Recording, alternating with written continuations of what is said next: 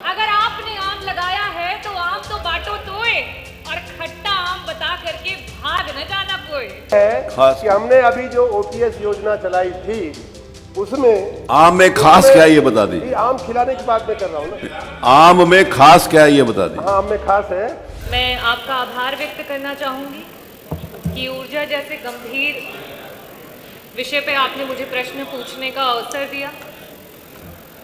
बिजली एक ऐसी चीज़ है, चाहे वो एक गरीब की झोपड़ी हो, चाहे अमीर का महल, यहाँ तक कि रामलला के मंदिर में भी अध्यक्ष जी, मैंने एक आर्टिकल पढ़ा जिसमें लिखा हुआ है कि बिजली विभाग के द्वारा 4000 किलोवाट तक की ज़रूरत है और अभी फ़िलहाल में वहाँ पे 1600 किलोवाट तक की जो है मंदिर को भव्य बनाने के लिए आपके द्वारा सुचारू रूप से दिया जा रहा है। तो अध्यक्ष जी, मेरा ये कहने का मतलब है कि चाहे वो रामलला जी का मंदिर हो या एक गरीब की झोपड़ी हो, चाहे वो एक अस्पताल हो, चाहे एक गरीब हो अमीर हो, किसी भी वर्ग का हो, उसके लिए बिजली बड़ी ही महत्वपूर्ण है।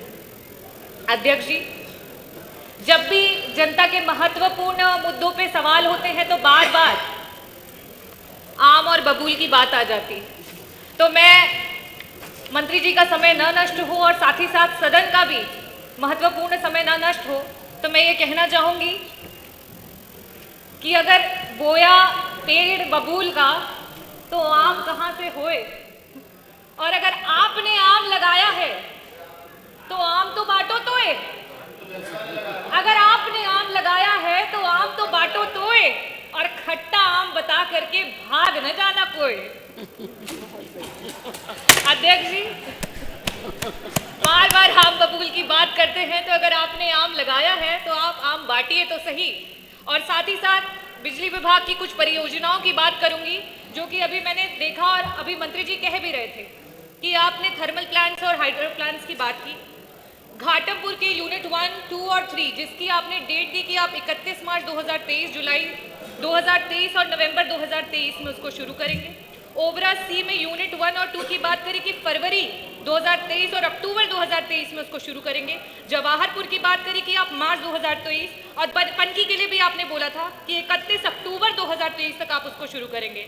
हाइड्रो प्लांट्स की आपने बात करी तो आपने वहां पे कहा कि आप मार्च 2023 तक और अगस्त 2023 तक आप जो आपका सुपसीरी हाइड्रो प्लांट है उसको शुरू करेंगे और प्रभाती को आप दिसंबर 2023 तक करेंगे। और साथ ही साथ आपने ये भी ऐलान कर दिया कि जो आपका भारत कोलिंग कोल लिमिटेड है उसकी खदान में जो कोयला है आप वो महानदी कोल लिमिटेड से लेके आ रहे हैं, जिसकी वजह से आपको 400 करोड़ तक का फायदा हो रहा है। तो अध्यक्ष जी, मेरा बड़ा ही स्पष्ट सा सवाल है और मैं आकांक्षा करती हूँ कि जनता को और साथ ही साथ सदन में बैठे हुए प्रतिनिधियों को बड़ा ही स्पष्ट जवाब भी आएगा। मेरा पहला प्रश्न आपसे ये है कि जिन जिन परियोजनाओं को कागजी रूप से आपने गिना दिया है उनमें से कितनी आपके प्लांट सुचारू रूप से आज काम करने लगे हैं, और साथ ही साथ 400 करोड़ का अगर आपको प्रतिवर्ष मुनाफा हो रहा है तो क्या अब आप आम जनता को खिलाएंगे? और जिस तरीके से चाहे वो दिल्ली की सरकार हो या राजस्थान की सरकार हो, उन्होंने 200 यूनिट बिजली मुफ्त की पूरी जनता की, 100 यूनिट पहला जो उनके उपभोक्ता के होते हैं उनकी बिजली को माफ किया, तो क्या आप भी उत्तर प्रदेश की जनता को मुफ्त 300 यूनिट बिजली देने के लिए तैयार हो चुके हैं? मेरा दूसरा प्रश्न ये है कि आज चाहे वो सीनियर सिटीजन्स हो, चाहे वो आदिवासी समाज की, दलित समाज की या पिछड़े समाज की हमारी महिलाएं हो या दिव्यांगजन, वो आपसे बड़ी उम्मीद और आस के साथ आपकी तरफ देख रहे हैं कि उन्हें मुफ्त बिजली मिले, उनको 300 यूनिट मुफ्त बिजली की आकांक्षा है आपसे। क्या आप उनकी आकांक्षाओं को पूरा करेंगे? सबसे पहला विभाग था बिजली विभाग, जिसको स्वयं माननीय मुख्यमंत्री जी ने ट्वीट करके बधाई दिया था कि अयोध्या में जो राम मंदिर बना है, सबसे पहला काम पूरा करने वाला विभाग अगर कोई था तो बिजली विभाग था। मैं उन सभी कर्मचारियों को, सभी अधिकारियों को बधाई देना चाहूँगा। और अयोध्या में माननीय अध्यक्ष जी, अयोध्या को जैसा मैंने कहा हर तरह से भव्य और दिव्य बनाने का, आधुनिक बनाने का जो महा अभियान या बीड़ा जो माननीय प्रधानमंत्री जी ने, माननीय मुख्यमंत्री जी ने उठाया था, उसमें हमारे विभाग ने भी थोड़ा बहुत योगदान करते हुए 2000 करोड़ रुपए की परियोजनाओं को अयोध्या में अमल करके कार्यान्वित किया है। आपको दिखाई दे रहा होगा, पहले अगर आप अयोध्या गई हैं तो जर्जर तार, लटकते हुए तार, यहाँ वहाँ तार, अब वो सारे के सारे तार जो है अयोध्या में से लुप्त हो गए हैं। सारे के सारे तार जो है अंडरग्राउंड कर दिए गए हैं और छोटा थोड़ा बहुत नहीं, सैकड़ों किलोमीटर के तार की जो लाइन है वो अंडरग्राउंड की गई है। नए सब स्टेशन बनाए गए हैं, नए सौर ऊर्जा की मैंने बात कर ही दिया। अब रही बात माननीय अध्यक्ष जी आम और बबूल की, तो आम हमने इस तरह से खिलाया, बबूल मेरा नहीं था, बबूल तो हमारा नहीं है, मेरा आम है। आम की बात कर देता हूँ, आम ये है, आम माननीय अध्यक्ष जी आम ये है कि हमने अभी जो OTS योजना चलाई थी उसमें आम में खास क्या है ये बता दीजिए। आम खिलाने की बात मैं कर रहा हूँ ना।